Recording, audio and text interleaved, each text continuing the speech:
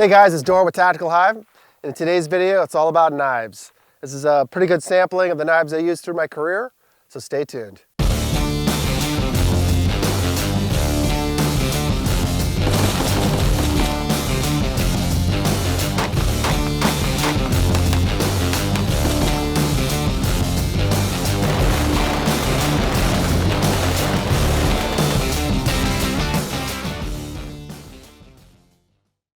Alright guys, today's video, it's all about knives. And as you know, knives need sheaths. Well, pistols need holsters. Here at Tactical Hyve, we've partnered with Vetter Holsters. So if you are looking for a CCW for any major make model out there, go ahead and check them out in the description below, and they'll be able to pair you up with exactly what you need.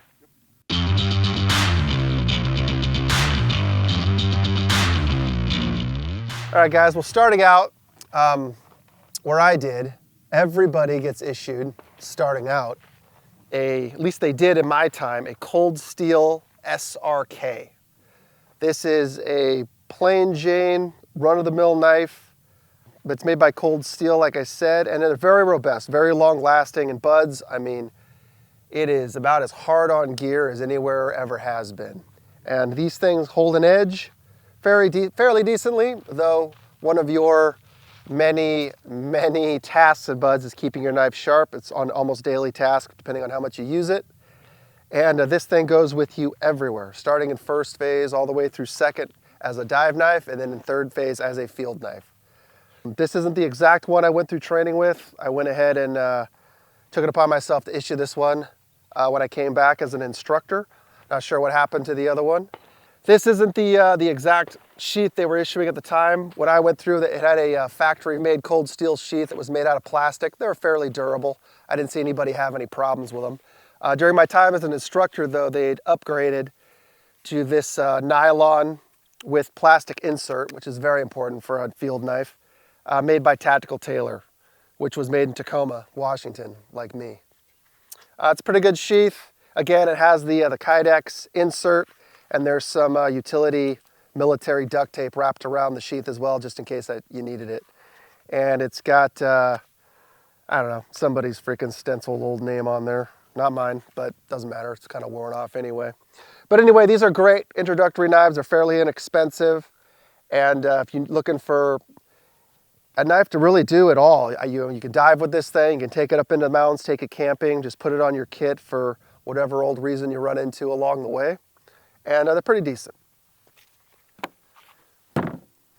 Up next, in SQT, after you graduate from BUD/S, you go to SEAL qualification training, and this is the knife you get issued there. This is a SOG SEAL Pup. It is the smaller version of the SOG 2000, which was the full-size SEAL knife. That was about the size of a K-bar. Nobody used those freaking things. We had these and the big ones at home where I grew up because we used them as dive knives right before I joined the Navy. And pretty sure my parents still have them, but we'll have to check.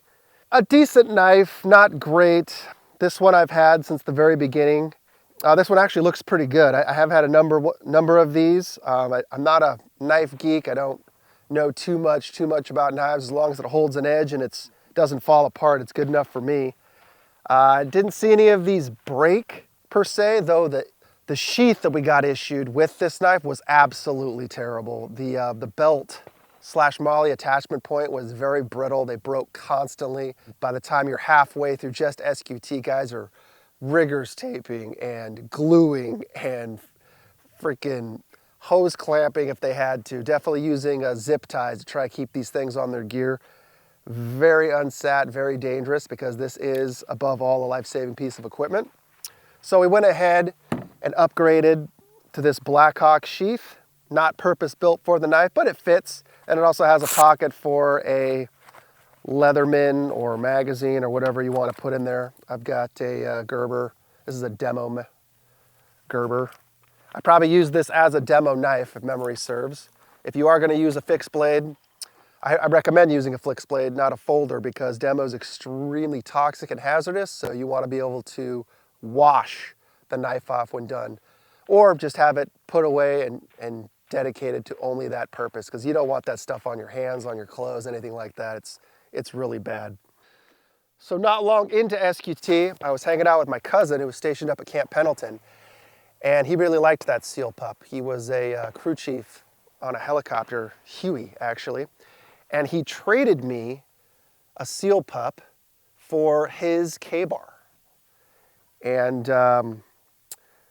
that was in 2004 probably. And it's got the USMC right on it. This is one he carried on his kit. I think he probably went and got a different one. He gave me the crappy like ceremonial leather sheath it came with. He kept his purpose-built Molly scabbard for, you know, obviously he still needed to do his job, which I thought was a fair trade because I gave him the crappy SOG sheath to go with it. So, you know, to this day, I think we made a good deal. But anyway, I used this K-bar as my primary field knife. I didn't mind the weight, didn't mind the size. It doesn't have the rope cutting serrations at the bottom, but that's okay. Some people like them, some people don't. I think they're very necessary for field work, but that's just me. And this thing has withstood the test of time. I used it through training quite a bit, and I also carried it on deployments. I got rid of that crappy leather one because they're dangerous and not meant to be actually used. And I was able to pick up this old school USN Mark II scabbard that's, you know, from the, I'd say early to mid Cold War era. It's definitely got some wear to it. It was nowhere near new when I got it, but this is what I rocked. This is how I rocked it. And I also have this Mark 13 signal smoke and illume device. And way back in the day when SEAL teams were first starting out, they would just tape these onto the scabbard. Everywhere you went, you had your knife. Everywhere you went, you had your ability to signal the boats, the helos, your buddies, whatever, if you got separated or there was an emergency. And that's how they ran them. I never actually put it on here because in modern time we have other means to do that kind of stuff. And well, it's not really up to me. Well, at the time, it really wasn't up to me what I carried in regards to signaling and making myself known to Allied forces. So I went with the issued stuff, the modern stuff, because that was a standard operating procedure for my unit. All right, so moving along, I also picked up this M8 bayonet. This is what was on the M16A1s, I think, for most of their time in service for U.S. forces. I actually got this from my little brother. I traded him probably a different knife or something for it. And when he found out I was going to take it with me over to Iraq, I was getting ready to deploy again, he actually had it professionally sharpened. And he was a little kid back then. So my mom must have taken him somewhere. He had it professionally sharpened, and I'm telling you, this thing was on both sides, was like straight razor sharp. I know, because I cut myself when trying to free up the attachment point to put it on my M4. I actually did that. Somebody asked in the comments on a different video if we ever used bayonets. Well, I did. I carried this thing during my second deployment. I went about 50-50, half and half with my full 14.5-inch M4 and the suppressed 10-inch version. And when I ran the 14.5, I had this thing on the side of my plate carrier. And I remember asking my lieutenant that at King's, hey, you know, before we go into the house, if you could come over comms and give the order to fix bayonets, you know, so I could go ahead and have time to do so. And he kind of looked at me like, seriously, Dorr, really? But he obliged me, and on one particular night, he actually passed over comms, hey, go ahead and fix bayonets. And everybody else is just like, what? Did he just say that? What, am I supposed to have a bayonet? No, and here I am yanking this thing out, putting it on my M4.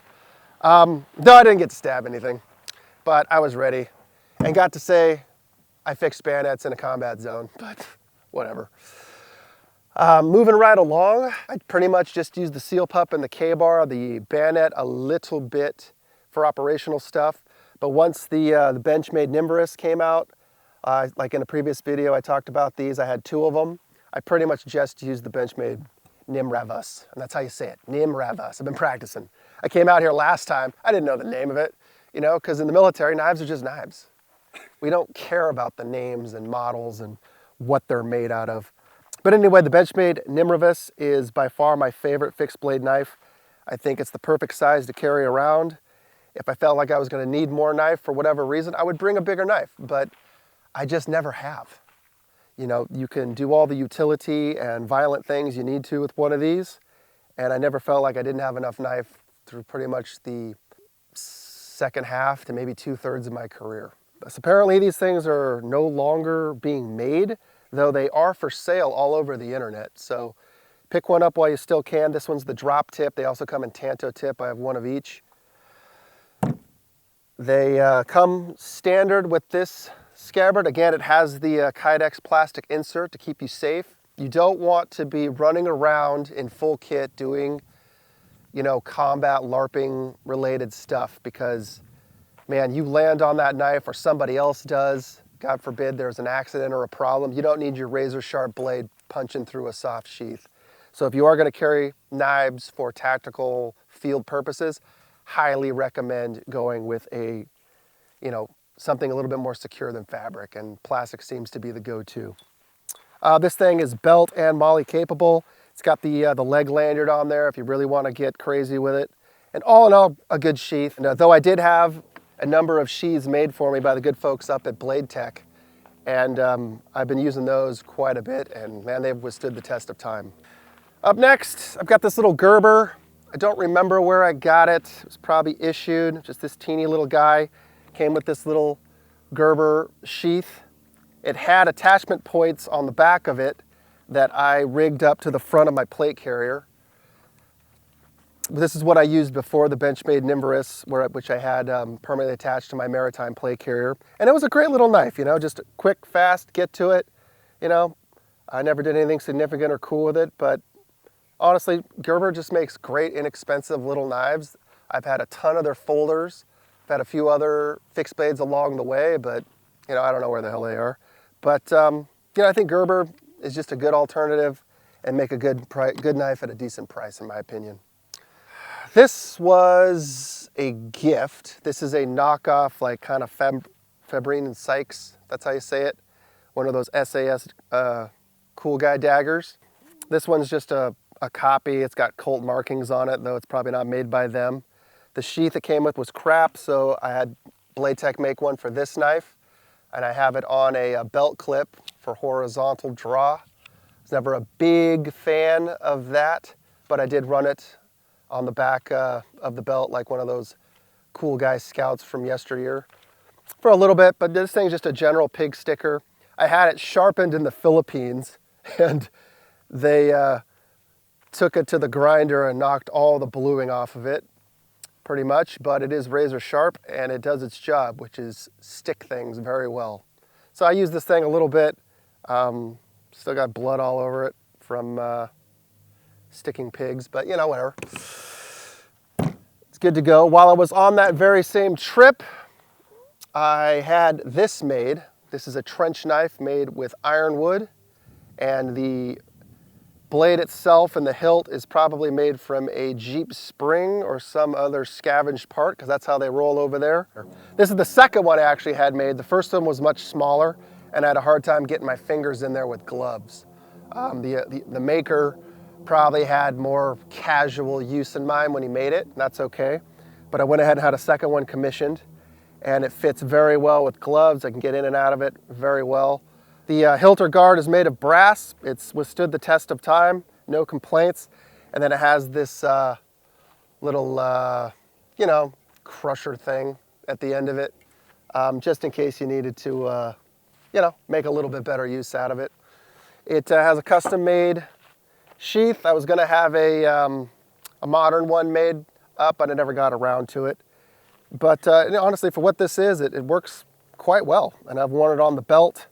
And I've even secured it to a chest rig as well. But, you know, nothing too crazy. I like it, you know, it's fun. It definitely can do what it does, and it's purpose-built for what it is. And if, you know, that's what you're going to be into, then I guess, you know, this would be a step up if I felt like I needed it.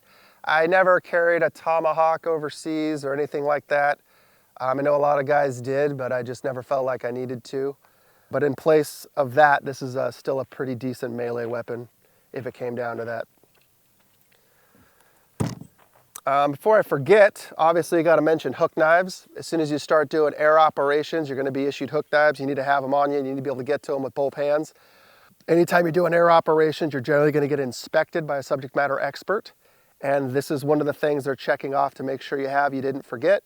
And this is just a safe way to cut things that maybe tangling you up, maybe drowning you once you get down to the water, etc., without poking holes in yourself or somebody else in a low light panic situation, you know, etc.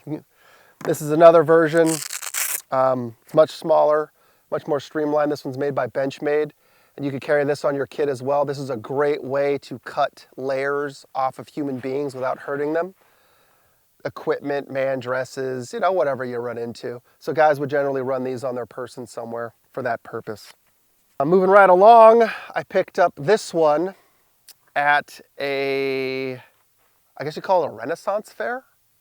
A good buddy of mine, Ryan Pappas, who's been on the channel before, he was hanging out at my house, and he was telling my daughter this story about how he was dating this girl, and she was super into Renaissance fair, so he ended up having to go with her, and he was describing what goes on and all, you know, whatever. And man, she thought that was pretty cool. So fast forward a few weeks, and we went to a Renaissance fair with her, and you know, took a look around. It was what it was, and I wandered off, you know, because I was kind of bored, and I ended up at a blacksmith booth. So I picked up this knife and a couple other things. This one is made of Valerium unobtainium steel. You can see it with all the cool wavy markings that it was made custom with tender loving care. It was actually made up in NorCal near Yosemite National Park. I've never used this thing for anything.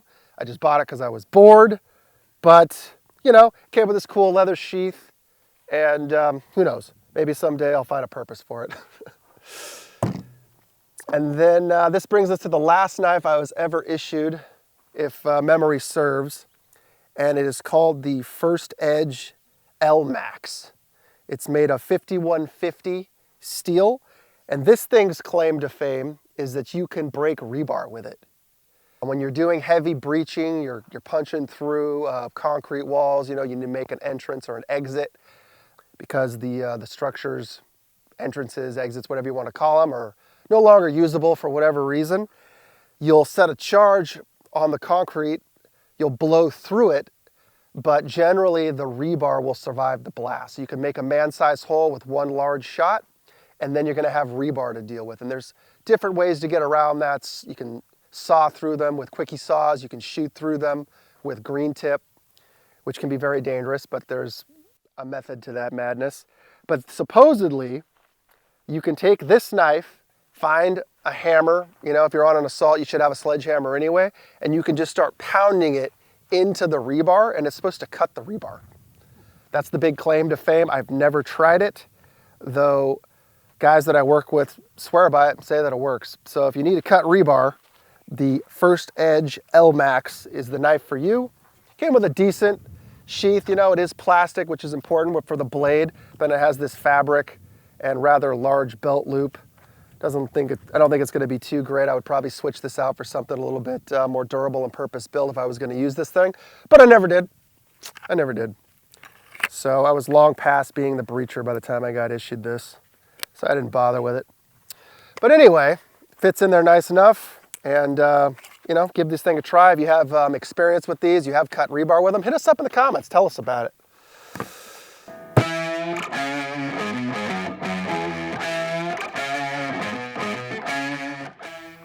That's just my quick, you know, down and dirty. And I do always have a folder with me. Gosh, let's see what I got in this pair of pants.